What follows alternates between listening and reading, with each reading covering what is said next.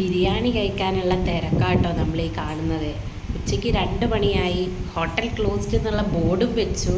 പിന്നെ നമ്മൾ അതിൻ്റെ ഉള്ളിൽ കയറിയതുകൊണ്ട് നമുക്ക് എന്തായാലും ഫുഡ് കിട്ടും എന്നുള്ള കാര്യം ഉറപ്പായി. കഴിക്കുന്നവർ നല്ല ആസ്വദിച്ച് കഴിക്കുന്നുണ്ട് കേട്ടോ.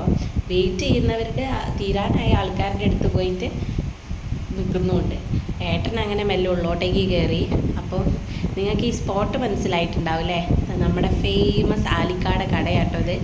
ആലിക്കയാണ്. അപ്പോൾ ആലിക്ക അങ്ങനെ ഏട്ടനോട് പറയായിരുന്നു, നിങ്ങൾ ഉച്ചയ്ക്ക് 12 മണിക്ക് വന്നിട്ടുണ്ടെങ്കിൽ നല്ല ക്ലിയർ ആയിട്ട് വീഡിയോ എടുക്കാം. അത് ഭയങ്കര ഫ്രണ്ട്ലി ആയിട്ടുള്ള ഒരാളാണ്.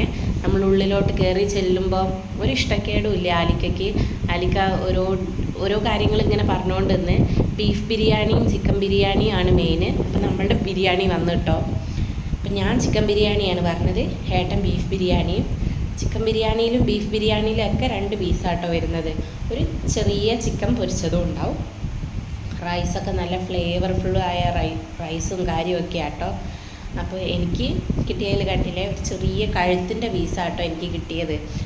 ബിരിയാണിയിൽ നല്ല 2 പീസ് ഉണ്ടായിരുന്നു. ഒരു സാദാ പീസും പിന്നെ ഒരു ലെഗ് പീസും. പിന്നെ സൈഡായിട്ട് വരുന്നത് അച്ചാറും പിന്നെ സാലഡുമാണ്. എനിക്ക് കിട്ടിയ ആ ചെറിയ പീസ് ഞാൻ ഏട്ടന് കൊടുത്തിട്ടോ. കഴുത്തിൻ്റെ, ഞാൻ കഴുത്ത് കഴിക്കില്ല, എനിക്ക് എന്തോ കഴുത്ത് ഇഷ്ടമല്ല.